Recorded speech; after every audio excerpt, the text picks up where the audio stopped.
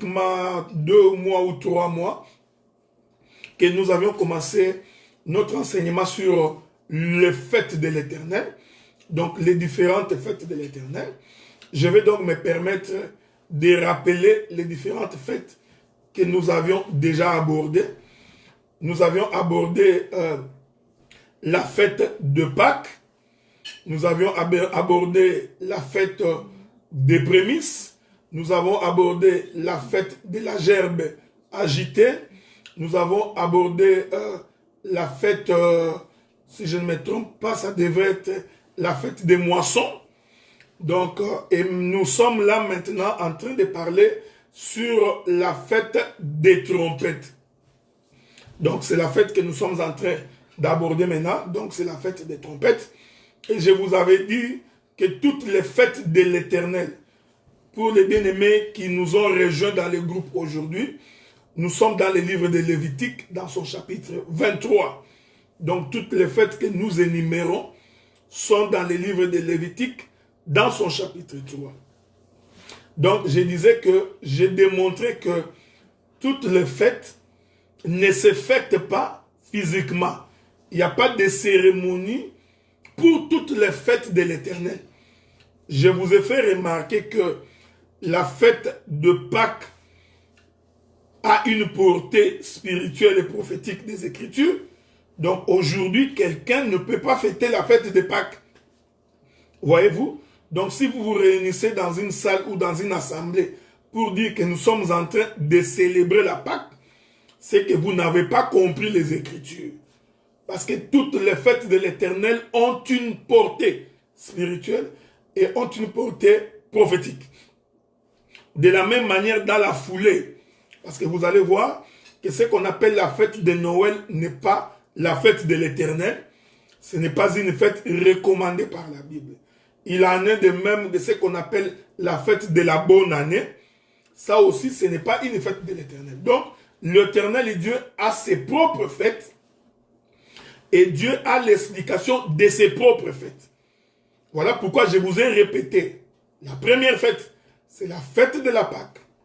La deuxième fête, c'est la fête des prémices. La troisième, c'est la fête de la gerbe agitée. La quatrième, c'est la fête de moisson. Et là, maintenant, nous sommes en train d'expliquer la fête des trompettes. Ce sont là les différentes fêtes. La cinquième fête, nous aurons la sixième fête et la septième fête que nous allons aborder dans les jours qui viennent. Voilà pourquoi je voudrais d'abord insister pour dire que nous sommes appelés comme enfants de Dieu d'abord à respecter les modèles de Dieu.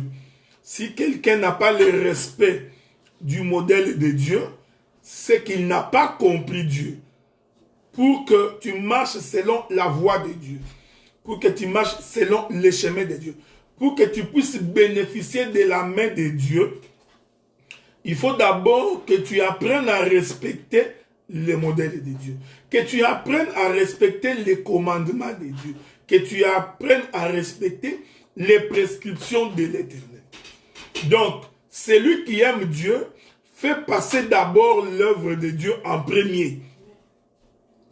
Et tu dois apprendre à faire que Dieu occupe d'abord la première position dans ces choses. Vous savez, je suis étonné. Je serais un peu abasourdi de constater que même quand tout le monde est en confinement dans la maison, mais il y a toujours des gens qui n'ont pas le temps pour se consacrer à l'Éternel. Ils n'ont pas le temps pour se donner à Dieu. Ils n'ont pas le temps pour la prière. Voyez-vous? C'est pas un bon signe. Celui qui aime Dieu, il fait d'abord passer Dieu en premier. Parce que je voudrais te rassurer, frère, que si tu veux avoir du succès, si tu veux réussir dans tout ce que tu fais, il faut d'abord que tu apprennes à faire passer Dieu en premier. Écoutez ce que le livre de Josué nous dit. Prenons le livre de Josué. Josué. L'Écriture dit ceci, je suis dans Josué, le chapitre 1er, le premier verset. La Bible dit, après la mort de Moïse, serviteur de l'Éternel, l'Éternel dit à Josué, fils de Nun, serviteur de Moïse. Moïse, mon serviteur, est mort. Maintenant, lève-toi, passe ce Jourdain, toi et tous ces peuples, pour entrer dans le pays que je donne aux enfants d'Israël. Maintenant, regardez. Le verset 4 dit ceci.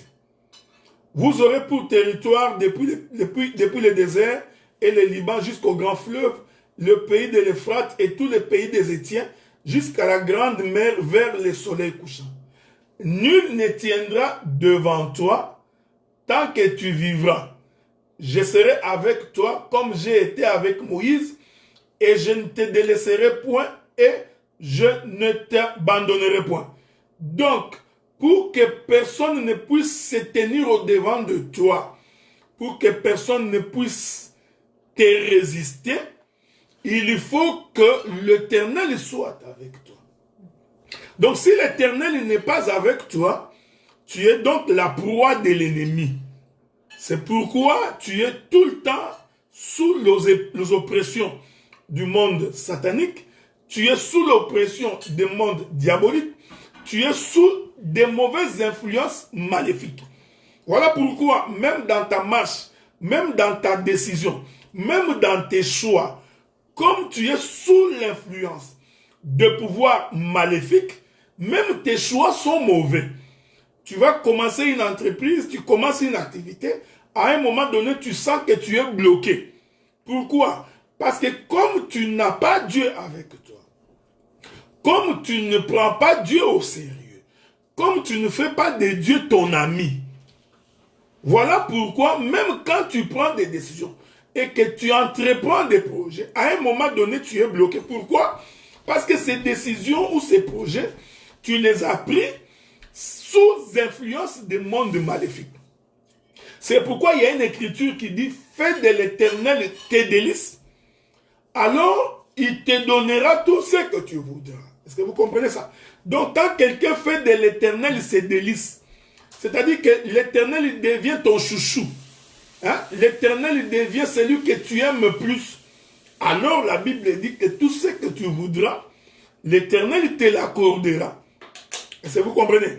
C'est très important parce que quand l'Éternel devient ton délice, tu comprends que même tout ce que tu fais sera poussé par l'Éternel. C'est pourquoi je vous encourage que pendant ces moments ici de confinement, c'est le moment pour chacun de nous de prendre le temps dans la prière. C'est un moment pour chacun de nous de consacrer son temps pour Dieu. C'est un moment pour chacun de nous de prendre le temps dans la méditation. Voyez-vous? Donc ce n'est pas le moment où vous allez profiter pour commencer maintenant à aller suivre n'importe quoi, passer le temps dans n'importe quoi. On ne vous interdit pas de le faire, mais prenez aussi le temps pour Dieu. Parce que je t'informe que pendant le temps que tu consacres à l'Éternel, cela va être bénéfique pour toi dans les moments difficiles. Ceci est très important. Voilà, nous rentrons maintenant dans le livre de Lévitique, chapitre 23. Lévitique, chapitre 23. La 5e fête, le verset 23. Nous allons lire. Il est écrit, Lévitique chapitre 23, verset 23 et verset 24. La Bible dit, l'Éternel parla à Moïse et dit, parle aux enfants d'Israël et dit, le 7e mois, le premier jour du mois, vous aurez un jour de repos, publié au son des trompettes, et une sainte convocation. Donc, l'Éternel dit aux enfants d'Israël, en ce qui concerne la fête des trompettes, il précise d'abord que la fête des trompettes, c'est une fête qui se célèbre le 7e mois. Et cette fête qui se célèbre au 7e mois doit se célébrer au son de la trompette. Voyez-vous?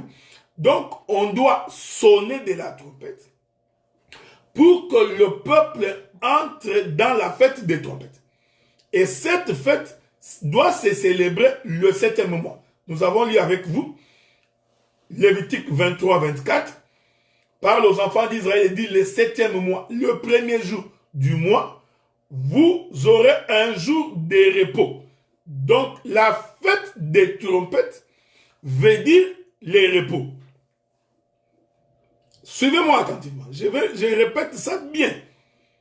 Pour que vous compreniez que quand nous parlons des fêtes de l'Éternel, nous ne sommes pas en train d'imaginer une fête où on a appelé des musiciens, on a appelé les DJ, on a acheté à manger, il y a du riz, il y a du poisson, de la viande, que les gens sont venus manger, boire et danser. Non, l'Éternel Dieu a sa conception de ce qu'on appelle fête. Il explique que la fête des trompettes, c'est un jour de repos. Oh, vous savez, frère, quelqu'un ne peut pas se reposer s'il n'a pas préalablement travaillé. En d'autres termes, Dieu voulait dire, pour que vous entriez dans le repos, il faut premièrement que vous travaillez. Maintenant, il faut faire attention parce que l'Éternel Dieu, il a aussi sa définition de ce que nous appelons le travail. Vous comprenez? Il s'agit de quel travail? Est-ce que c'est le travail où tu vas chaque lundi à vendredi? Ou toi qui travailles le soir ou la nuit? Ou vous qui travaillez le week-end? Est-ce que c'est de cela qu'il est question? Non. Donc, le Seigneur Dieu, quand il parle du repos, qui sous-entend un travail préalable, l'Éternel Dieu a la pensée de ce qu'il appelle le travail. Comme nous sommes en train d'enseigner et que nous sommes avec vous, nous prendrons beaucoup de temps pour lire les Écritures, pour une meilleure compréhension et une meilleure saisie. Maintenant, allons comprendre ce que c'est le repos. Prenons le livre de Genèse. Genèse dans son chapitre 1er. Je vais très vite prendre le verset. Non, prenons le chapitre 2. Genèse chapitre 2. Je commence par le premier verset. Ainsi furent achevés les cieux et la terre et toute leur armée. Dieu acheva au 7e jour son œuvre qu'il avait faite. Et il se reposa au 7e jour. Dieu bénit le 7e jour, il le sanctifia, parce qu'en ces jours, il se reposa de toute son œuvre qu'il avait créée en la faisant. Quand tu lis l'Écriture, il faut vraiment que tu fasses attention.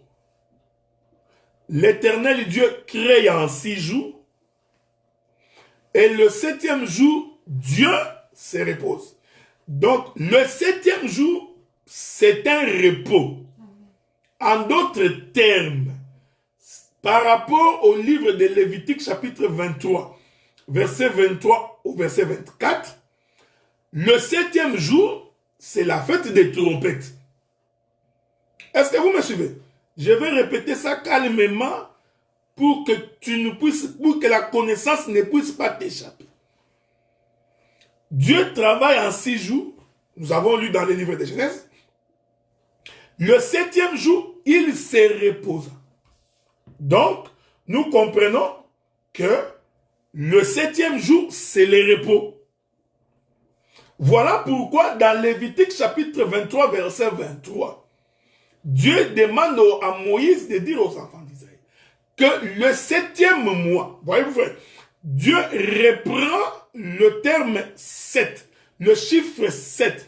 Il reprend le 7e mois pour annoncer les repos. Il dit, en ce 7e mois, vous n'allez pas travailler parce que pour vous, ça va être un jour de repos. Ça, il s'agit des hommes. Donc, si l'homme pouvait travailler pendant 6 jours, le 7e jour, l'homme doit se reposer. Je voudrais vous donner l'information que le 7e jour, selon le calendrier juif, ce n'est pas dimanche. Le 7e jour, c'est le sabbat. C'est un samedi. Est-ce que vous me suivez très bien? Donc, en d'autres termes, les repos, c'est un jour de sabbat.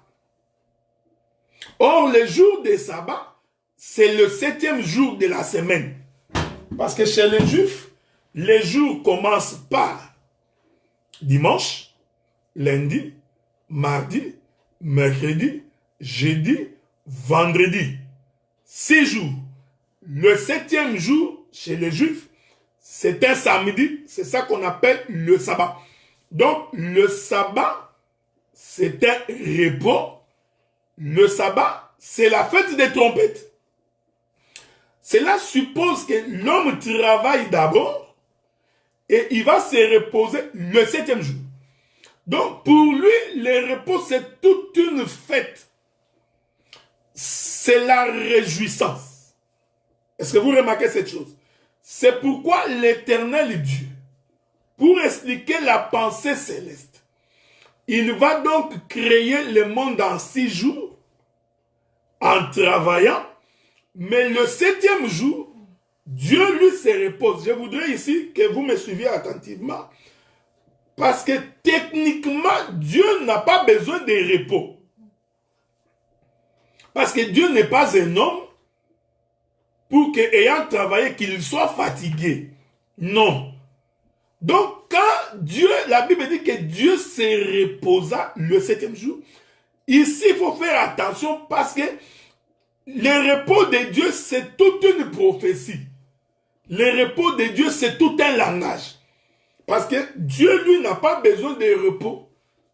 L'Écriture dit à propos de l'Éternel, le Dieu d'Israël, il est celui qui ne dort et ni ne sommeille. Donc, parce que celui qui peut dormir, c'est seulement celui qui est fatigué. Voyez-vous? Donc, celui qui peut sommeiller, c'est seulement celui qui est fatigué. Donc, comme Dieu n'est pas comme nous, il n'a pas besoin du repos. Mais quand la Bible dit que le 7e jour, Dieu se reposa, parce qu'il y a tout un mystère autour du chiffre 7. Donc, je suis en train de circoncire mes propos pour que nous puissions bien nous faire entendre.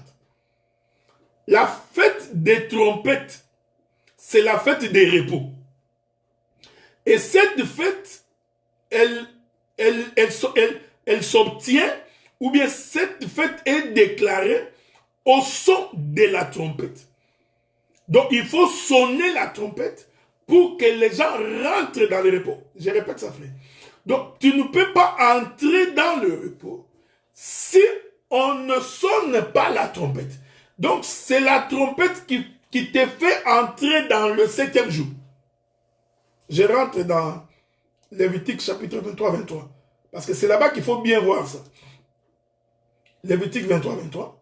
Il est écrit, je répète ça, pour une meilleure audition. Le verset 24. Lévitique 23-24. Parle aux enfants d'Israël et dit, le 7e mois, le premier jour du mois, vous aurez un jour de repos, publié au son de la trompette. Donc, pour que tu rentres dans le repos, il faut qu'on publie. C'est-à-dire, la trompette doit sonner pour dire, nous entrons dans le repos. Or, je vous ai dit que pour entrer dans le repos, il faut que tu aies travaillé. Maintenant, prenons une écriture. Je voudrais très vite prendre une écriture dans le livre de Matthieu. Non. D'abord, prenons le livre des Romains. Prenons d'abord le livre des Romains. Hein. Souffrez. Je suis en train de chercher les versets pour vous. Dans le livre des Romains, qu'est-ce qui est écrit? Il est écrit ceci.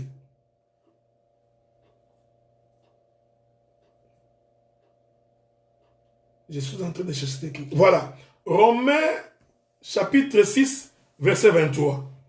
Prenons ensemble avec vous Romains, chapitre 6, verset 23. L'Écriture dit ceci. Car le salaire du péché, c'est la mort. Mais les dons gratuits de Dieu, c'est la vie éternelle en Jésus-Christ notre Seigneur. Ah, le salaire du péché, c'est la mort. Donc la mort est un salaire. C'est un salaire de quoi? Du péché. Donc nous comprenons que le péché est un travail. Est-ce que vous me suivez? Donc, le péché, c'est tout un travail. Ici, nous sommes en train de définir les termes, les concepts selon Dieu. Quand Paul dit que le salaire du péché, c'est la mort, donc Paul nous fait comprendre que tout celui qui pêche, il est en train de travailler. Est-ce que vous me suivez, frère? Donc, prophétiquement, chaque fois que tu pêches, tu travailles. Or, le travail avilit le corps. Le travail fatigue le corps. Le travail fait souffrir le corps. Oui, frère. Il n'y a aucun travail qui ne fait pas souffrir le corps. Voyez-vous? Donc, tout travail, que cela soit intellectuel, manuel ou physique, fait affaiblir le corps. Est-ce que vous comprenez? Donc, celui qui pêche, il est en train de travailler. Donc, il est en train d'affaiblir son corps. Il est en train de faire souffrir son corps. Et ce travail-là qu'il fait aura pour salaire la mort. L'Éternel Dieu dit à Adam dans le livre de Genèse, le jour où tu mangeras le fruit de l'arbre dont je t'ai dit que tu ne mangeras point, ces jours-là, tu mourras.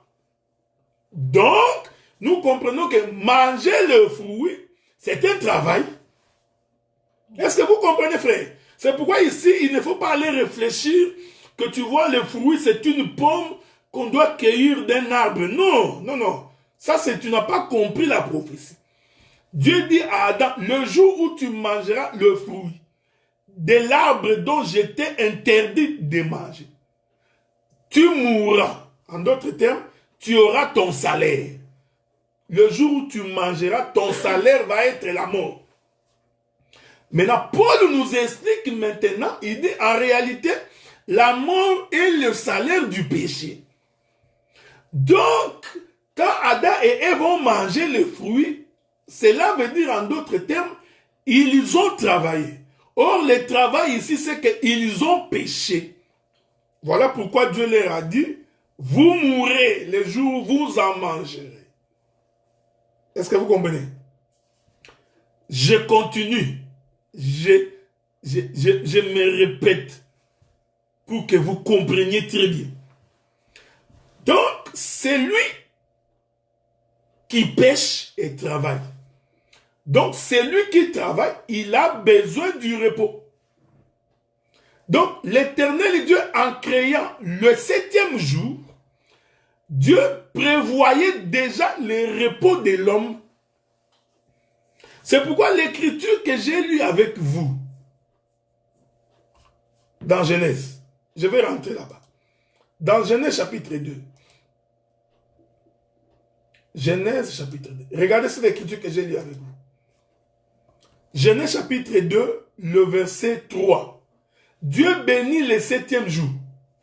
Il le sanctifia. Parce qu'en ce jour, il se reposa de toute son œuvre qu'il avait créée en la faisant. C'est très important. Quand tu lis la Bible comme un prophète, comme un fils de Dieu, il faut faire attention. L'œuvre qu'il avait créée en la faisant. Ici, il faut faire très attention. Parce que nous avons la création de Dieu et le travail de Dieu. Parce que quand on dit en la faisant, c'est-à-dire que Dieu a travaillé. Ici, il y a deux temps prophétiques qu'il faut comprendre. Est-ce que vous comprenez ça? Donc, Dieu a créé en faisant. Or, quand Dieu fait, nous avons un lapsus de temps. C'est-à-dire, il y a un moment où le temps intervient. Mais dans la création, il n'y a pas le temps. Voyez-vous, frère, Dieu créa les cieux et la terre. Il créa. Mais cette création devient palpable par l'œuvre de sa main. C'est-à-dire en faisant, en travaillant. Vous comprenez déjà ici, Dieu introduit la notion du repos. Parce que si quelqu'un ne travaille pas, il n'a pas besoin du repos. C'est pourquoi vous prenez des vacances. Pourquoi prenez-vous des vacances? Parce que vous avez travaillé. Et on suppose que puisque vous avez travaillé, c'est que vous êtes fatigué. Et comme vous êtes fatigué, il faut donc que vous entriez dans le repos. C'est pourquoi nous prenons des vacances de 2 semaines, de 3 semaines, de 1 mois, pour que les corps puissent se ressourcer. Parce que même les humains ont compris qu'en travaillant, le corps est usé. Le corps est assujetti à la souffrance. Est-ce que vous comprenez? Donc, quand Dieu dit à Adam et Ève que le jour où vous en mangerez, vous mourrez, donc Dieu voulait dire à Adam, le fait de manger l'arbre, le fruit de l'arbre défendu, en réalité c'est un travail. Auquel est ce travail? C'est le péché. Selon Romains chapitre 6, verset 23. Le salaire du péché, c'est la mort. Mais l'Éternel Dieu avait prévu de faire échapper l'homme qui a péché, de lui faire échapper la mort. C'est pourquoi il crée le 7e jour. La fête de la trompette, qui est la fête du 7e jour, qui est la fête du repos, c'est une fête que Dieu a prévue pour faire échapper à l'homme la mort. Est-ce que vous comprenez ça? Je vais essayer d'aller doucement pour que tu me saisisses. Dieu savait que l'homme pécherait. Et il savait que l'homme en péchant, l'homme allait mourir parce qu'il a dit le salaire du péché c'est la mort. Mais comme c'est un Dieu miséricordieux, comme c'est un Dieu compatissant, il a donc prévu la fête des trompettes. Il a donc prévu les jours du repos. Il a donc prévu le sabbat. Donc le sabbat, ce n'est pas le dimanche. Le sabbat aujourd'hui aussi, ce n'est pas un samedi. Le sabbat, c'est lorsque un homme qui avait péché trouve le temps de se reposer de ses péchés. Est-ce que vous comprenez? Donc, le véritable sabbat, le véritable repos, c'est lorsque l'homme est déchargé de ses péchés. Or, le fait que tu es déchargé de tes péchés, c'est ça qui va t'aider à fuir, à échapper à la mort.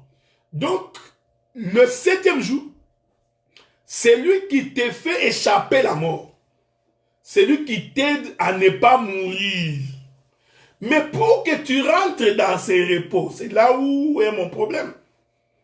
Pour que tu rentres dans ces repos, il faut que l'on sonne de la trompette.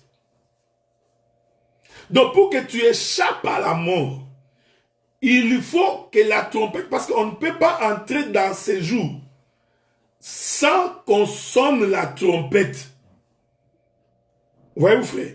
C'est ici maintenant que je vais essayer de m'atteler pendant quelques minutes, parce que vous savez, nous avons pratiquement 5 semaines où je resterai toujours sous la fête des trompettes, donc je ne suis pas pressé. Je vais donc m'atteler maintenant pour essayer d'expliquer comment on entre dans ces repos, comment on entre dans la fête des trompettes. Nombre chapitre 10. Nous prenons le livre de Nombre,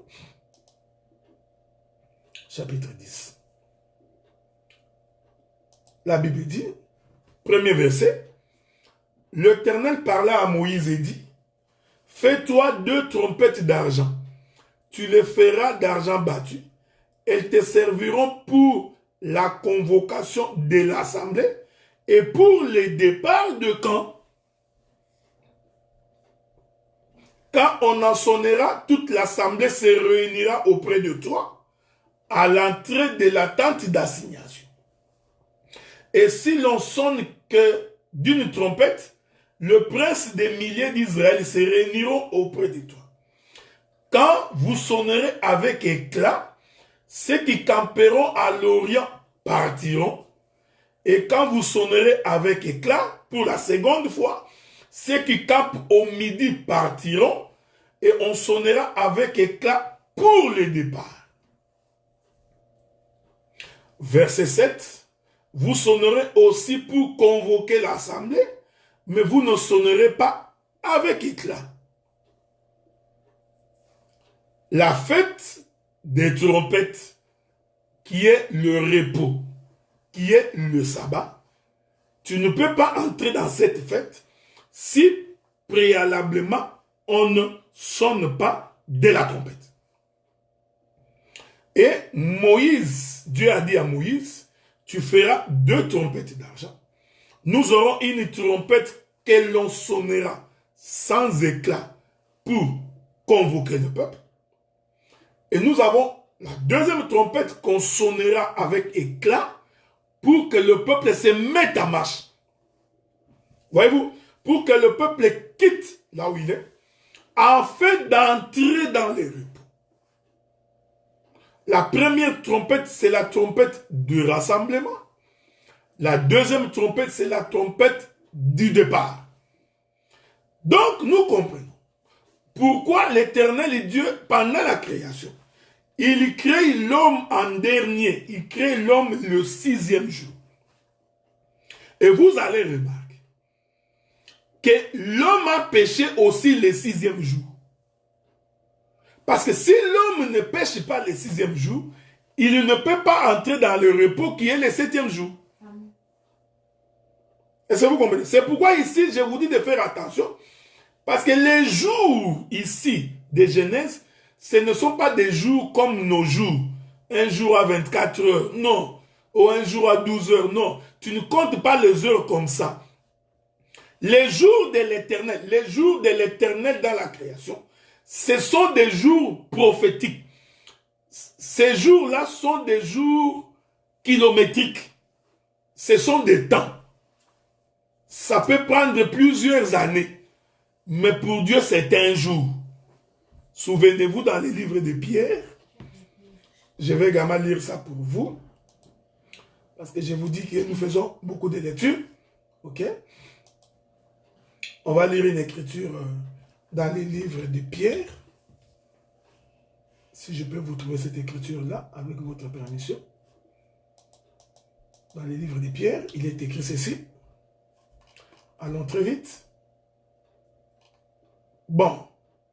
Quand vous prenez 2 Pierre chapitre 3, le verset 8. 2 Pierre chapitre 3, verset 8. La Bible dit, mais il est une chose, bien aimée, que vous ne devez pas ignorer. C'est que devant le Seigneur, un jour est comme 1000 ans, et 1000 ans comme un jour. Voyez-vous, frère? Donc, l'Éternel Dieu ne compte pas les jours comme nous. Voilà pourquoi j'ai dit, Dieu crée l'homme le 6e jour. Il est la dernière création de Dieu. Il crée l'homme le 6e jour. Et pendant ces jours-là, c'est dans le 6e jour que l'homme pêche. Voilà pourquoi le 7e jour, c'était un jour de repos. Parce que Dieu avait prévu que lorsque l'homme aura péché, qu'il puisse entrer dans le repos. C'est pourquoi nous l'appelons Jéhovah Jireh. C'est-à-dire celui qui pourvoit.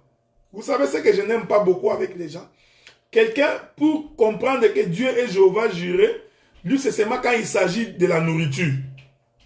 Quand il manque la nourriture, là il dit Jéhovah Jireh, il va prévoir pour mon riz, mon foufou, hein, mes patates douces, tu vois, les macaronis, là il est Jéhovah Jireh.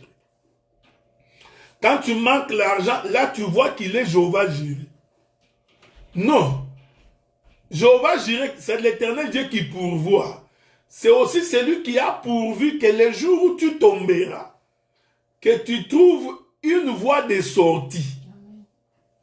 Est-ce que vous comprenez, frère? Donc Dieu savait que l'homme allait tomber.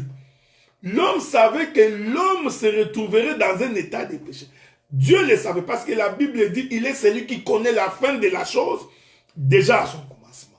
Mais comme il est Jéhovah Jireh, il a donc prévu la voie de sortie pour que cet homme soit sauvé. Donc pour que tu sois sauvé de tes péchés. Parce que c'est ça le salaire du péché, c'est la mort. Pour que tu échappes à la mort. Pour que tu échappes à la condamnation. Dieu qui t'a aimé d'un amour infini, il avait déjà prévu la fête des trompettes, qui est en réalité le jour de sabbat, qui est en réalité le repos. Mais pour entrer dans ces jours-là, pour que tu échappes à cette mort, il te faut écouter le son de la trompette. Voilà pourquoi, s'il n'y a pas de la trompette, et qu'il n'y a pas les personnes qui sonnent de la trompette, vous ne pouvez pas entrer dans le repos. Or, quand tu lis ta Bible, ne pouvait sonner la trompette que les fils de Lévi. Or, les fils de Lévi, ce sont les prédicateurs de l'évangile. Parce que la Bible dit que la loi se trouve dans la bouche du sacrificateur. Or, le sacrificateur, c'est un lévite. Est-ce que vous comprenez? C'est celui qui porte Dieu. En d'autres termes, les lévites qui sonnent la trompette, c'est un prédicateur. Ici, vous comprenez que sonner la trompette veut dire prêcher l'évangile. Je vais ajouter une autre écriture. Ajoutons une autre écriture pour que les gens puissent bien nous saisir avec l'aide de Dieu. Je vous cherche une écriture, hein? Souffrez. Hein? Je suis dans 1 Corinthiens chapitre 14. Prenons le livre de 1 Corinthiens chapitre 14. Il est écrit, le verset 8. 1 Corinthiens chapitre 14, le verset 8. La Bible dit, non, commençons par le verset 7. Si les objets inanimés qui rendent un son, comme une flûte ou une harpe, ne rendent pas des sons distincts, comment reconnaîtra-t-on ce qui est joué sur la flûte ou sur la harpe?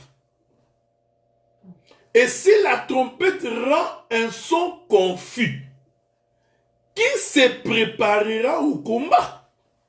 Donc, la trompette est un son.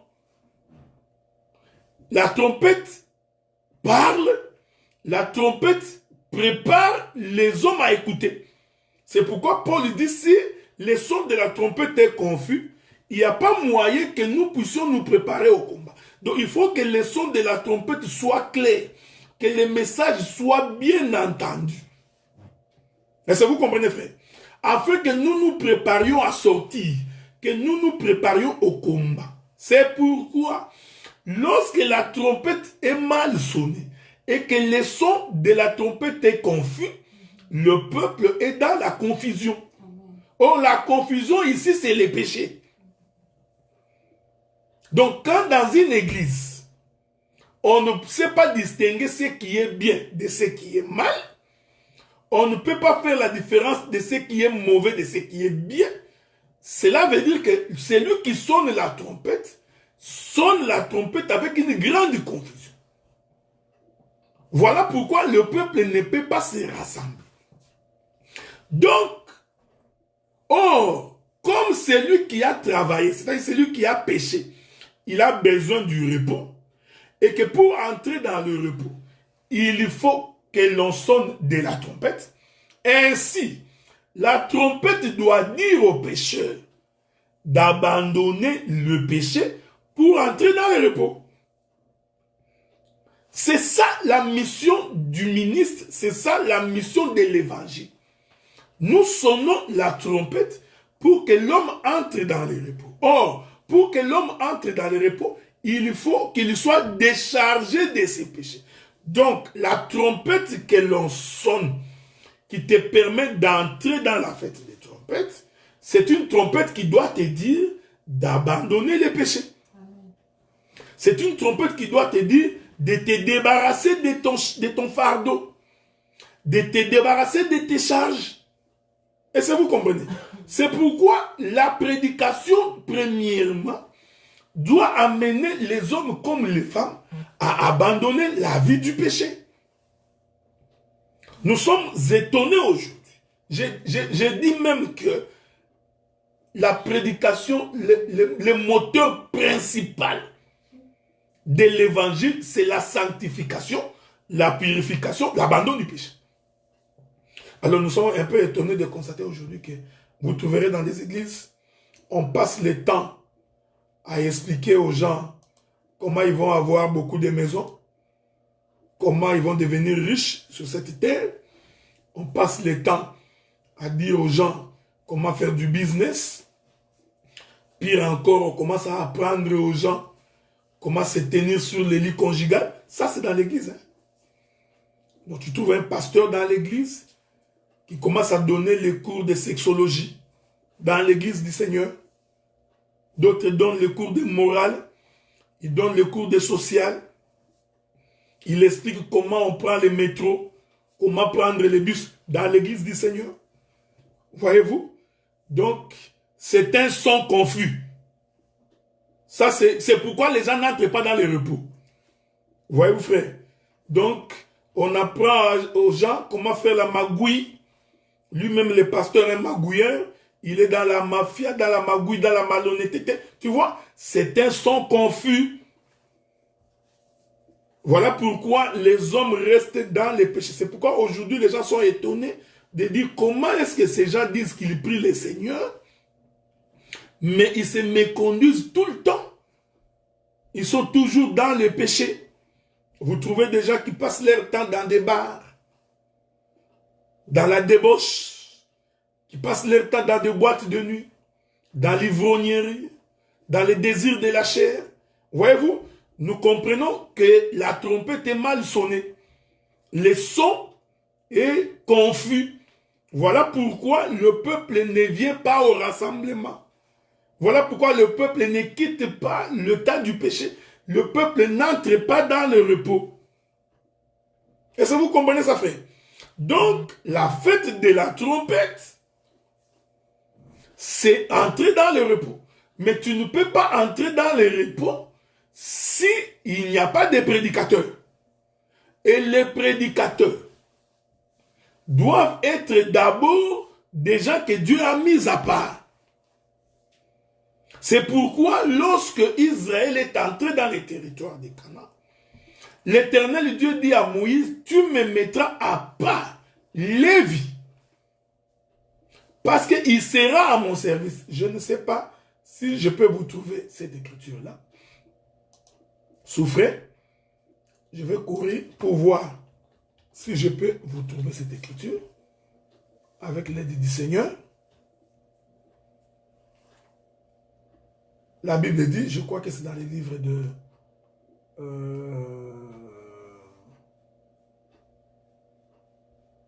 Voilà. Non, attends, je vais voir ça. Je vais trouver ça. Quand vous prenez les livres de... avant de prendre...